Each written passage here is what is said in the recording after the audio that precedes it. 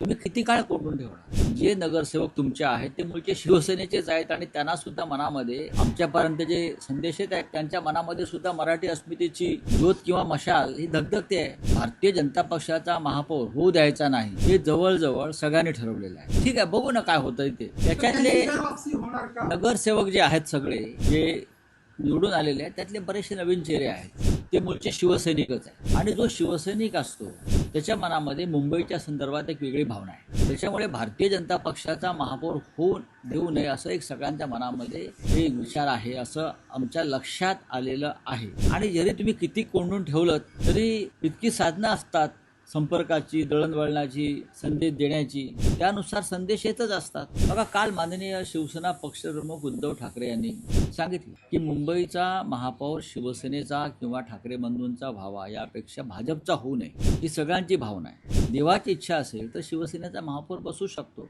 काल मी सकाळी राज ठाकरे साहेबांची भेट घेतली. उद्धव साहेब आणि राज साहेब यांच्यात पण दूरध्वनीवर चर्चा झाली. अनेकांशी चर्चा सुरू आहेत. आम्ही सध्या तटस्थपणे या सगळ्या हालचालीकडे पाहत आहोत, पण पडद्यामागे बऱ्याच गोष्टी घडत आहेत.